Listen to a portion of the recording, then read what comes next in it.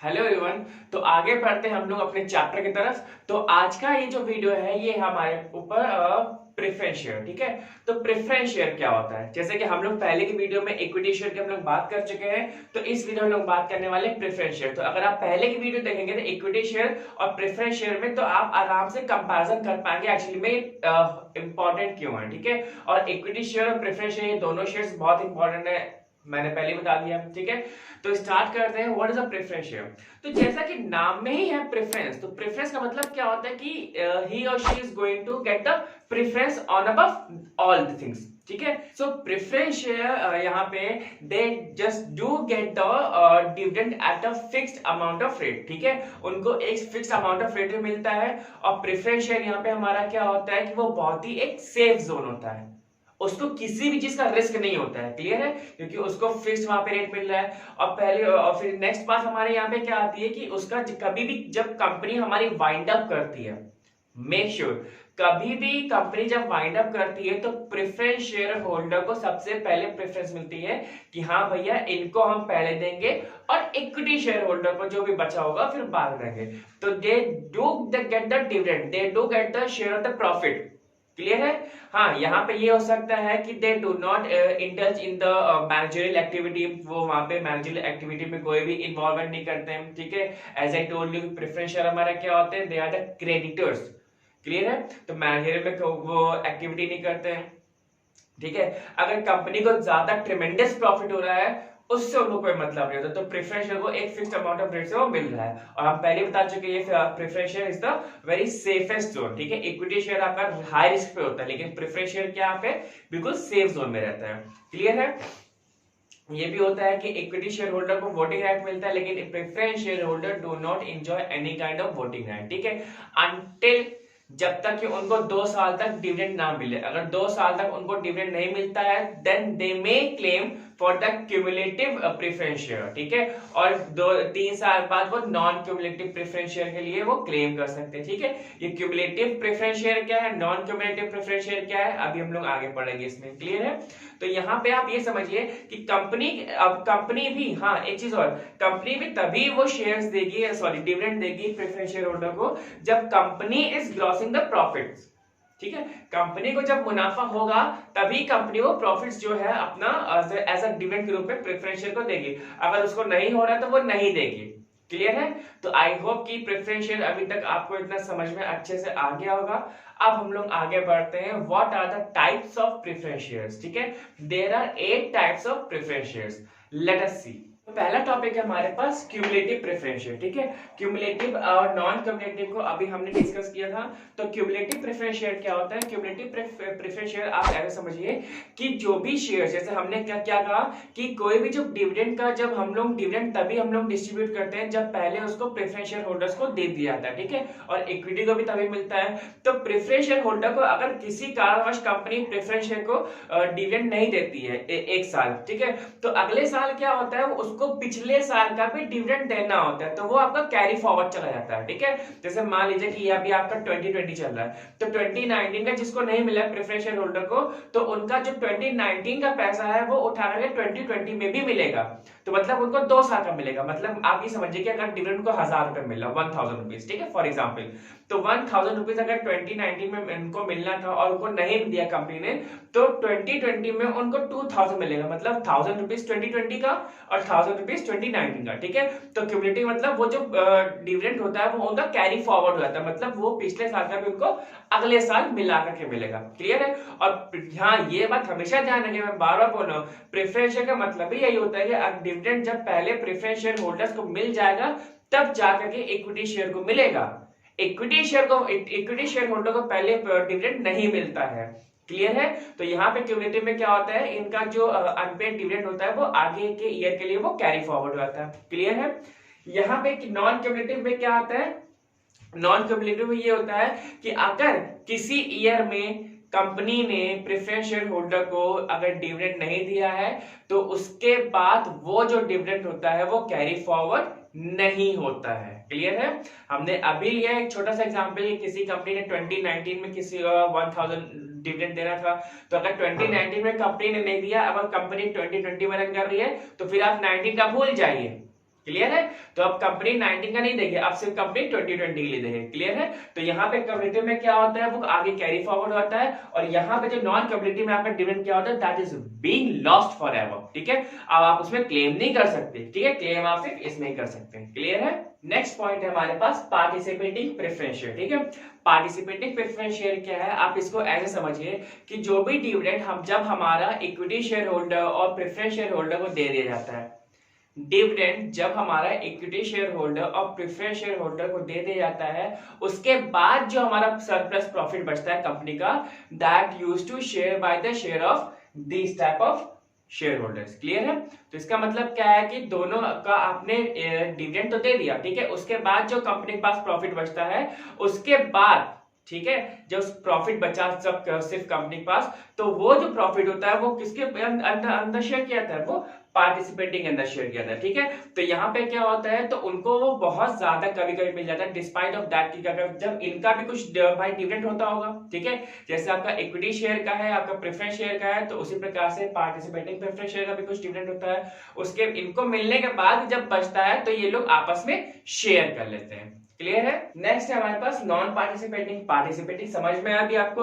अब non participating क्या है, यहाँ पे ये है कि अब नॉन पार्टिसिपेटिंग का भी एक फिक्स अमाउंट ऑफ डिविडेंड होता है। ठीक है, तो वहां पे इक्विटी को मिल गया, प्रेफरेंस शेयर होल्डर को मिल गया, अब नॉन पार्टिसिपेटिंग का भी जितना भी परसेंटेज होता है उनको उतना डिविडेंड मिलता है, और कंपनी के सरप्लस प्रॉफिट में they are not indulge in that. ठीक है, सरप्लस प्रॉफिट में नॉन पार्टिसिपेटिंग का कोई रोल नहीं होता, कोई भी मतलब नहीं। तो उनको जो सरप्लस प्रॉफिट रहेगा उनको उसमें 1 रुपया भी नहीं मिलता है, उनको सिर्फ उतना ही मिलता है जिनका इतना रेट होता है। क्लियर, जितना भी इनका परसेंटेज डिफाइंड होता है उनको सिर्फ उतना ही मिलेगा। क्लियर है। नेक्स्ट हमारे पास रिडीमेबल प्रेफरेंस शेयर। ठीक है, रिडीमेबल क्या होता है, उसको रिडीम करना। इसका मतलब ये होता है कि जो भी प्रेफरेंस शेयर का आपने जो कॉन्ट्रैक्ट किया होगा, या तो वो एक्सपायरी डेट हो जाए उसकी, या फिर जो भी कंपनी ने अपने तरफ से ऑप्शन रखा होगा। क्लियर है, तो आप उसको अपने हिसाब से वो रिडीम कर सकते हैं। तो इसका रिडीमेबल में जो कंपनीज का जो एक्ट होता है उसमें डिफाइंड है कि रिडीमेबल प्रेफरेंस शेयर आपका क्या होता है, वो 20 ईयर्स तक की, मैक्सिमम 20 ईयर्स तक हो सकता है। ठीक है, या फिर आपका जो कंपनी ने जो एग्रीमेंट किया होगा उसके हिसाब से 20 इयर्स के बियॉन्ड नहीं जाएगा वो। ठीक है, 20 इयर्स बाद वो आपको खुद भी ऑटोमेटिकली मिल जाएगा। क्लियर है। नेक्स्ट हमारे पास इरिडीमेबल। इरिडीमेबल क्या होता है, यहाँ पे आपको जो आपका फंड होता है वो मिलता नहीं है, वो सिर्फ तभी मिलेगा जब आपकी कंपनी वाइंड अप कर रही होती है। ठीक है, तो जब कंपनी आपके वाइंड अप करेगी तब जाके आपको जो आपका शेयर होगा वो उतना उसकी जो करंट वैल्यू के हिसाब से वो आपको मिल जाएगा। नेक्स्ट है हमारे पास convertible preference share. Convertible preference share क्या होता है, आप इसको ऐसे समझिए कि जो कन्वर्टेबल प्रेफरेंस शेयर होता है, you can just convert your preference share to the equity share over a specific time period. ठीक है, एक टाइम बाद, एक समय के बाद आप अपने शेयर को इक्विटी शेयर होल्डर में उसको चेंज कर सकते हैं। ठीक है, नॉन कन्वर्टेबल में क्या होता है, नेक्स्ट टॉपिक है नॉन कन्वर्टेबल। मतलब ये होता है कि आप अपने शेयर को इक्विटी शेयर होल्डिंग में चेंज नहीं कर सकते। क्लियर है। तो आई होप कि ये जो 8 जो पॉइंट्स होंगे वो आपको अच्छे समझ में आएगा, और अगर किसी भी पॉइंट में कोई दिक्कत है तो आप एक बार दोबारा से रिवाइंड करके वीडियो देख लीजिए, और ये 8 पॉइंट्स बहुत इंपॉर्टेंट है। ठीक है, कभी कभी पूछ सकता है और पेपर में कोई भी प्रेफरेंस शेयर आ जाएगा, मान लीजिए उसने कह देगा इरिडीमेबल बताइए क्या होता है, 1 नंबर में या 2 नंबर में आ जाएगा। ठीक है, तो आपको इस चीज के लिए तैयार रहना पड़ेगा। अब हमारा टॉपिक है advantages and disadvantages of the preference share. ठीक है, so here we are having some advantages और यहाँ पे कुछ डिसएडवांटेजेस है, तो अब हम लोग इसको डिस्कस करने वाले हैं क्या होता है। तो पहले हमारे पास अपील टू कॉशियस इन्वेस्टर्स। ठीक है, इसका मतलब क्या होता है, आप मोटा मोटा ये समझिए कि जितने भी आपके जो इन्वेस्टर्स होते हैं, जो पैसा लगाते हैं, ठीक है, तो उनको और प्रमोट किया था और अपील किया था कि आप हमारे कंपनी में आइए और पैसा लगाइए, और उसका जिसको भी मतलब जो भी इन्वेस्टर होता है उसको हम लोग एक फिक्स्ड ROI देने की कोशिश करते हैं। ठीक है, तो यहाँ पे सिंपल सी चीजें क्या है कि यहाँ पे अपील की जा रही है कि आप आइए और हमारी कंपनी में पैसा लगाइए, और उसके एवज में या उसके अगेंस्ट में आपको एक फिक्स्ड अमाउंट ऑफ ROI देंगे। Clear, return on investment. Next है हमारे पास नो ऑब्लिगेशन फॉर डिविडेंड्स। ठीक है, नो ऑब्लिगेशन मतलब क्या होता है, इसका मतलब ये होता है कि अगर कंपनी ने, ये हम लोग पहले बात कर चुके थे कि अगर कंपनी ने किसी एक फाइनेंशियल ईयर में अगर प्रॉफिट्स उसके कम है, मतलब कि वो उतना प्रॉफिट उसने नहीं मुनाफा किया है उसको या नहीं भी हुआ है, तो दैट कंपनी जो होती है वो अगले साल के लिए जो उसका जो डिविडेंड होता है वो पोस्टपोन कर दी, जो वो हमारे किस केस में था, वो क्यूमुलेटिव केस में था। क्लियर है? कंपनी बाउंड नहीं है देने के लिए। भाई अगर कंपनी को मुनाफा ही नहीं हुआ तो कंपनी उस साल क्या डिविडेंड देगी, वो कुछ भी नहीं दे पाएगी, तो वो बाउंड नहीं है। ठीक है, बस ये है कि उस केस में वो अगले साल के लिए शिफ्ट कर देगी, लेकिन बशर्ते वो चीज वो क्यूमुलेटिव प्रेफरेंस शेयर होना चाहिए। क्लियर है? नेक्स्ट टॉपिक हमारे पास नो इंटरफेरेंस। ठीक है, नो इंटरफेरेंस क्या होता है प्रेफरेंस शेयर में? जैसा कि आपको मालूम है कि प्रेफरेंस शेयर होल्डर्स क्या होते हैं, वो हमारे क्रिएटर्स होते हैं, तो उनका they do not enjoy any kind of voting right. जब वोटिंग राइट होता नहीं है तो मैनेजरियल एक्टिविटी में कुछ होता नहीं है, तो वो जो होता है, जो कंपनी को अगर फंड रेज करना होता है तो वो इक्विटी शेयर उसको वो रिटेन कर लेते हैं। ठीक है, तो इक्विटी शेयर उसको वापस से वो कर सकते हैं, वो फंड भी रेज कर सकते हैं। तो जितना भी कंट्रोल होता है कंपनी का वो किसके पास होता है, वो इक्विटी शेयर होल्डर के पास होता है। मेक श्योर कंपनी का कंट्रोल इक्विटी शेयर होल्डर्स के पास होता है, प्रेफरेंस शेयर होल्डर के पास नहीं होता। ठीक है, नेक्स्ट है हमारे पास trading on equity. Trading on equity का मतलब क्या होता है कि जैसे कि आपको मालूम है कि प्रेफरेंस शेयर होल्डर का जो डिविडेंड होता है वो एक फिक्स्ड परसेंटेज पे होता है, एक फिक्स्ड अमाउंट का होता है। क्लियर है? अब अगर कंपनी एक एक्सेस प्रॉफिट जनरेट करती है, एक्सेस जो उसको प्रॉफिट होता है, तो वो उसका जो बेनिफिट होता है वो ट्रेडिंग ऑन इक्विटी का वो किसके पास जाता है, इक्विटी शेयर होल्डर के पास। As I told you earlier कि equity shareholder are in a very high risk, बहुत ज्यादा हाई रिस्क पे होते हैं, तो हाई रिस्क पे होते हैं तो उनको मुनाफा भी बहुत ज्यादा होता है, ट्रिमेंडस प्रॉफिट होता है। क्लियर है? नेक्स्ट है हमारे पास फ्लेक्सिबिलिटी। फ्लेक्सिबिलिटी क्या होती है? जैसे कि आपको मालूम है कि जो कंपनी होती है that can issue the redeemable shares. ठीक है, तो रिडीमेबल प्रेफरेंस शेयर को जब वो इशू करती है तो वो हमारा एक फिक्स पीरियड के लिए होता है। क्लियर है? क्योंकि उसको पैसा चाहिए होता है, तो जब उसको पैसा मिलता है वो अपने प्रोसेस में लगाती है, वो ठीक ठाक हो जाता है। तो जब भी जो कंडीशंस होती हैं, जब वो बिजनेस के अकॉर्डिंग या उस कंपनी के अकॉर्डिंग हो जाती हैं, जब फेवरेबल होती हैं, तो कंपनी से वापस से उसको वो रिपे कर सकती है। ठीक है, मतलब क्या है कि उस इन्वेस्टर को रिपे करके अपने शेयर्स वापस से रीगेन कर लेगी। तो यहाँ पे ये क्या होता है कि जो ओवर कैपिटलाइजेशन भी हमारा उससे बच जाता है और कंपनी की जो कंडीशन होती है वो भी अच्छी हो जाती है। सो अब आते हैं हम लोग डिसएडवांटेजेस पे। ठीक है, तो डिसएडवांटेज पहला पॉइंट है हमारे पास फिक्स्ड ऑब्लिगेशंस। फिक्स्ड ऑब्लिगेशंस क्या होता है? जैसे कि आपको मालूम है कि हमारा जो प्रेफरेंस शेयर है उसको क्या होता है, हमारा एक फिक्स्ड अमाउंट ऑफ रेट में उसको डिविडेंड मिलता है। क्लियर है? अब जब डिविडेंड उसको मिलता है वो तो ठीक है, जब तक मिल रहा था तब ठीक है।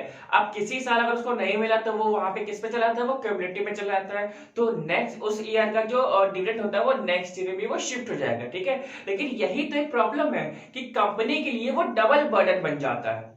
क्लियर है? तो वहां पे अब कंपनी को नेक्स्ट देना पड़ता है, तो वो एक थोड़ा सा एक प्रॉब्लमैटिक हो जाता है कि हाँ भैया वहां पे एक कंपनी के लिए बर्डन बढ़ जाएगा, तो उसके लिए जो एक्सपेंसेस जो हो जाएंगे उसको वो कम करने पड़ेंगे क्योंकि उसको वो डिविडेंड्स देने हैं।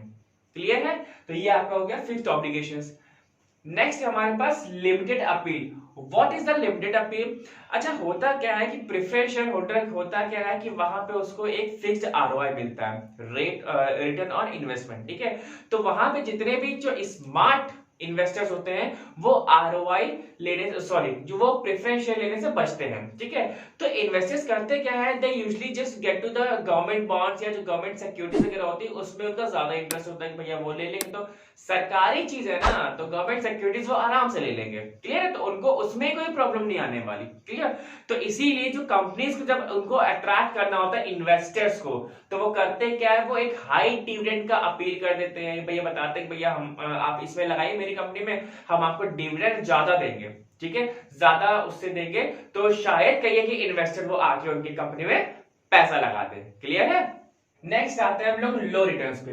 लो रिटर्न्स क्या होता है? लो रिटर्न्स जैसे कि आपको मालूम है कि प्रेफरेंस शेयर हमारा एक फिक्स अमाउंट में उनको डिविडेंड मिलता है, लेकिन जब कंपनी ट्रिमेंडस प्रॉफिट गेन कर रही होती है तो होता क्या है, वो जो थोड़ा सा खटकने लगता है, यार पैसा नहीं आ रहा है ना, तो वही चीजें होती हैं जो जब ट्रिमेंडस प्रॉफिट गेन कर रही होती है तो ये जो प्रेफरेंस शेयर होता है वो थोड़ा सा कम पसंद आता है लोगों को, जो इन्वेस्टर्स होते हैं वो कम पसंद आता है, तो फिर उनको ये लगता है यार इक्विटी लिया तो ज्यादा अच्छा रहता है ना, तो वही चीज है कि यहाँ पे हमें लो रिटर्न मिलता है। क्लियर है? नेक्स्ट है हमारे पास नो वोटिंग राइट। जैसा कि आपको मालूम है वोटिंग राइट सिर्फ इक्विटी के पास होती है, प्रेफरेंस शेयर के पास कोई भी वोटिंग राइट नहीं होती, तो इसीलिए ये इनके लिए प्रॉब्लमैटिक होता है कि जब उनको या डिविडेंड नहीं मिलता है तो वो मैनेजमेंट में कुछ नहीं कर सकते क्योंकि उनके पास कोई अधिकार नहीं होता है। ठीक है, इसीलिए इनको प्रेफरेंस शेयर होल्डर को वो सेफ जोन में रहते हैं, मतलब उनको पैसा से मतलब होना चाहिए अपने डिविडेंड से। ठीक है, मैनेजमेंट में या किसी भी प्रकार का कोई भी उनका इंटरफेरेंस टॉलरेट नहीं किया था, तो इसीलिए उनका जो वोटिंग बिल्कुल नील होता है और वो किसी प्रकार से मैनेजरियल एक्टिविटी में फंक्शन नहीं कर सकते। तो नेक्स्ट हमारे पास फियर ऑफ रिडम्पशन। तो फियर ऑफ रिडम्पशन मतलब क्या है कि जब भी भैया कंपनी को आपकी जरूरत पड़ी, कंपनी ने आपसे पैसे ले लिए और उसने अपने मतलब पैसे कलेक्ट किया, अपने उसमें शेयर्स दिए और मतलब अपने आप को खड़ा किया, ठीक है। और जब कंडीशंस, जब एटमॉस्फेयर कंपनी के अकॉर्डिंग हो गया, तो सिंपली हुआ क्या, कंपनी ने फिर आपके जो जरूरत है वो कंपनी को नहीं होगी, तो कंपनी ने आपके अकॉर्डिंग वो शेयर के पैसे दिए और वही आपसे शेयर वापस ले लिया, ठीक है। तो भले ही आप देना चाहो या ना देना चाहो, वो कंपनी की मर्जी है, सॉरी वो आपकी मर्जी है, ठीक है। आप देना चाहे ना देना, लेकिन कंपनी वापस ले लेगी। तो यहाँ पे यही चीजें होती है, फिर कंपनी को आपकी जरूरत नहीं होती, क्योंकि उसको फंड्स चाहिए थे, उसको फंड्स मिल गए, उसने अपने आप को बिल्डअप किया, ठीक है, पूरा स्ट्रक्चर फॉर्म किया, सब कुछ जब पूरे कंपनी सेटअप हो गई, फिर उसने आपका जो वैल्यू था वो उसने रिटर्न किया, फिर बाकी कंपनी अब फ्री हो गई, ठीक है। तो अब उसके बाद कोई भी लायबिलिटी नहीं बचेगी। क्लियर है? तो आई होप कि आपको एडवांटेजेस एंड डिसएडवांटेजेस बहुत अच्छे से क्लियर होंगे प्रेफरेंस शेयर के, इसीलिए प्रेफरेंस शेयर की सिर्फ एक अकेले की वीडियो बनाई है, इक्विटी शेयर की अकेले की वीडियो है और प्रेफरेंस शेयर की अकेले की वीडियो है, कि ये दोनों ही टॉपिक बहुत इंपॉर्टेंट है। क्लियर है? तो बस आज के लिए इतना ही रखते हैं, मिलते हैं अगली वीडियो।